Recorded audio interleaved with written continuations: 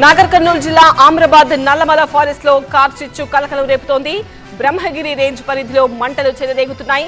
వజ్రాల మడుగు తవిసిపెంట సమీపంలో మంటలకు వందల హెక్టార్ల అడవంతా దగ్ధమైపోతోంది. శ్రీశైలం హైదరాబాద్ రోడ్డుకు 3 కిలోమీటర్ల లోపల అడవి దగ్ధమవుతోంది. మంటలు ఆర్పేందుకు అటవీ శాఖ సిబ్బంది ప్రయత్నాలు చేస్తున్నారు. మనం దట్టమైన పొగలు విజువల్స్ లో చూడొచ్చు. వందల హెక్టార్లలో అటవీ అంతా కూడా దగ్ధమైపోతోంది. మంటలు ఆర్పేందుకు ప్రయత్నాలు చేస్తూ ఉన్నారు. కానీ ఇంకా మంటలైతే అదుపులోకి రాలేదు అని తెలుస్తోంది.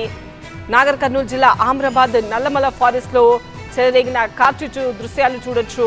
బ్రహ్మగిరి రేంజ్ పరిధిలో మంటలు చెలరేగుతున్నాయి.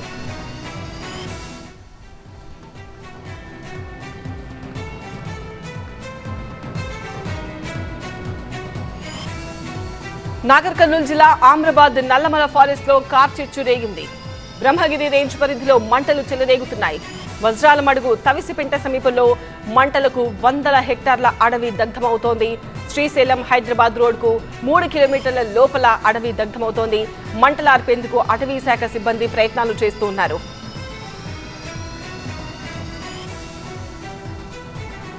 టీవీ9 ప్రతినిధి శివతో మాట్లాడదాం. శివ, నాగర్ కర్నూలు జిల్లా నల్లమల ఫారెస్ట్ లో ఇంత పెద్ద స్థాయిలో కార్చిచ్చు వందల హెక్టార్లలో అడవి దగ్ధమవుతోంది.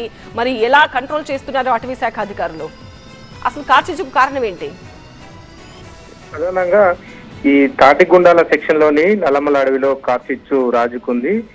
తవిసిపెంట వజ్రాల మడుగు ప్రాంతాలలో వందల హెక్టార్ల విస్తీర్ణంలో ఒక్కసారిగా మంటలు వ్యాపించాయి. శ్రీశైలం హైదరాబాద్ రహదారి పక్క నుంచి సుమారు 3 కిలోమీటర్ల మేర ఈ మంటలు విస్తరించినట్టుగా అటవీ శాఖ అధికారులు అంచనా వేస్తున్నారు.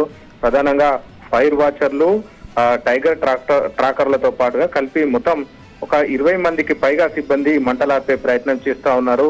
అయితే ఇప్పటి వరకు మంటల అదుపులోకి రాలేనట్టుగా అయితే సమాచారం అందుతోంది.